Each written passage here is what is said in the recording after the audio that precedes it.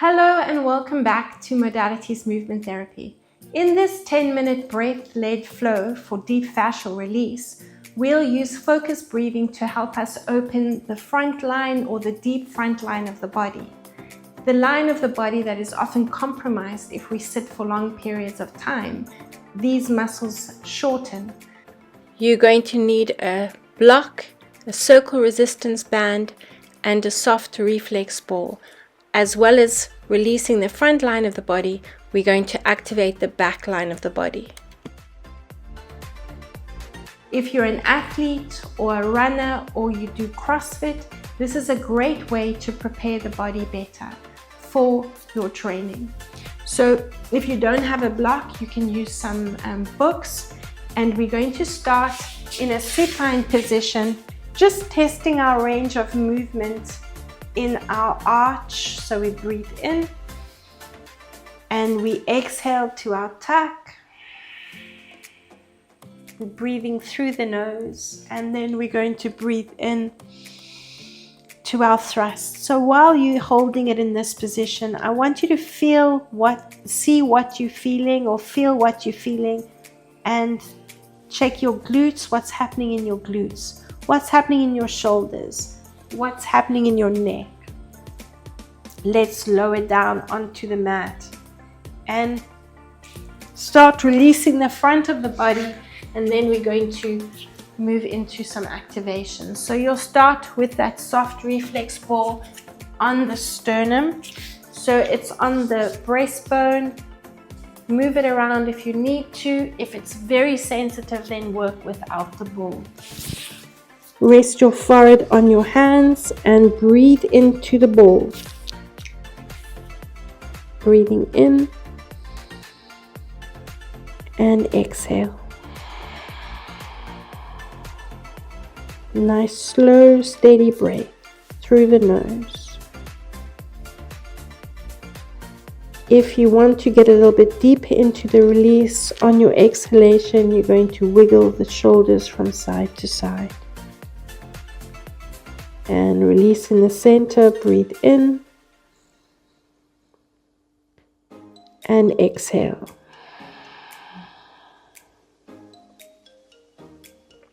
Let's finish off with one more, breathing in and exhale. We're now going to take the ball onto the front of the shoulder. So here, those pectoral muscles, we're going to bring the ball right next to the shoulder or the arm if you want to. And you're going to position the ball onto the block so we can get a little bit of movement from the arm. So it is quite a tender spot. Position the ball and allow the arm to move. If anything's getting in the way, use your block or your books to just push it out the way. So you're going to rest your forehead on your hand, make a fist, and you're going to lift the arm and just move it around. So you're lifting it up and down and from side to side. So just loosening up around this area. What I like about the block or the books is it actually gives you more range of movement in the arm. If the ball is just on the mat, you haven't got that height to lift and move it around. Keep breathing.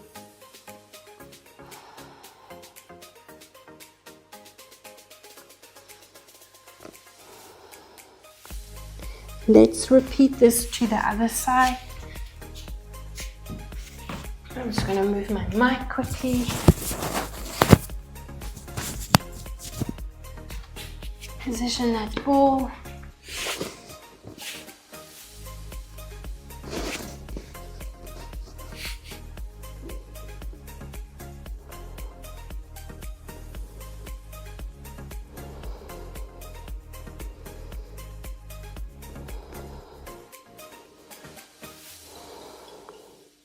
If your range of movement is limited, then just hold it in these positions and breathe.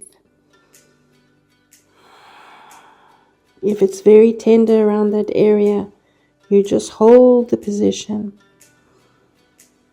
And then you can slowly progress to add a little bit of movement into it.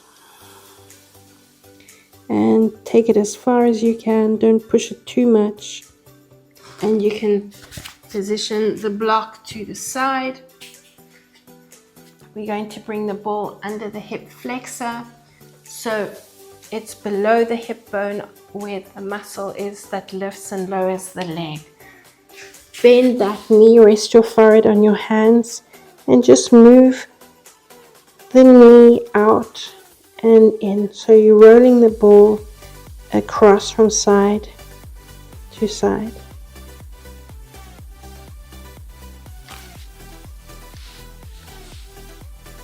Let's do the same thing to the other side. Forehead on the hands, bend the knee, lift the knee, and move the ball from side to side.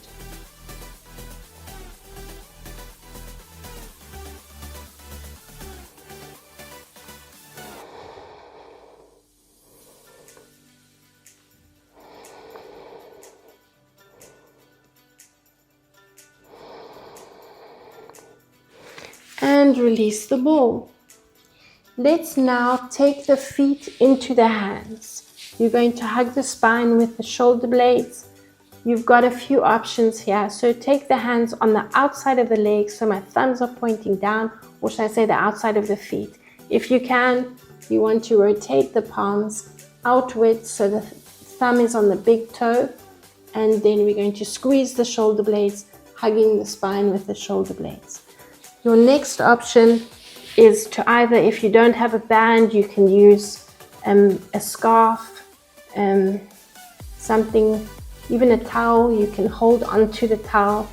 Thumbs are pointing out. Try and squeeze the shoulder blades around the spine. And we're going to breathe in. You can challenge yourself a little bit more by bringing the knees together and nodding the head from side to side so you're not taking any strain in the neck. Exhale and lower down. So we're breathing in, pushing the feet back into the hands or the back into the resistance band, and exhale. Keep going. So we're opening up and lengthening the front line of the body, and you are activating the back line of the body. So make sure you're squeezing the glutes. Activating, this will help support the lower back, and exhale. Finish off with one more, breathing in and exhale. Release one foot, release the other foot, hands on top of one another, forehead on the hands.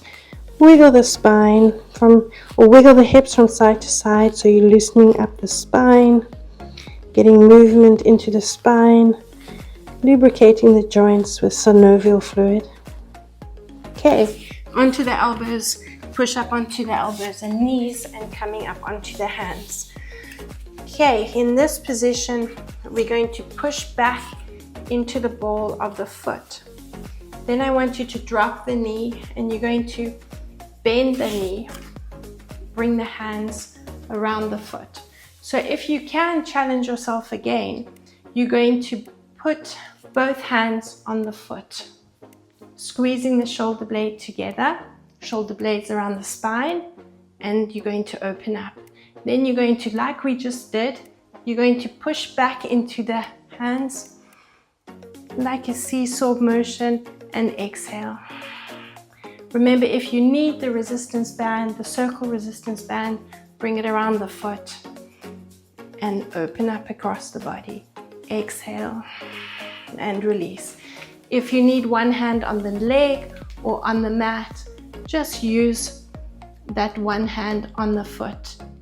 But if this option is not for you, then you've got the alternative option that we did previously, lying forward with the band around the feet and holding on to that band. Not the head. Make sure those shoulder blades are hugging the spine.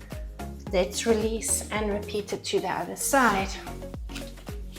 So holding that position, you're going to bring the foot into one hand or both hands if you can. Challenge your balance and squeeze the shoulder blades together. Breathing in, pushing into the band or the foot, and exhale. Or pushing the foot back into the hands or the band. Breathe in and exhale. Let's do 3 more. Breathing in and exhale. And your last 2. And exhale. 1 more. Breathing in and exhale. Release the hands and come into a seated position. Let's just finish off retesting that arch, tuck and thrust. Breathing in and exhaling. And breathing in to your thrust position. Hold it up. Hopefully you're feeling like you can get a bit higher into that release.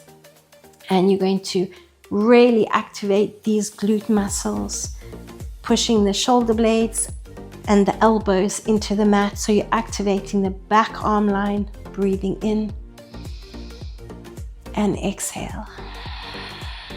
Remember, breathing creates movement, so we can activate the muscles as we hold the position. You don't want a static movement. You want to bring dynamic movement, and with your breathing, you can bring that into this position. So breathing in through the nose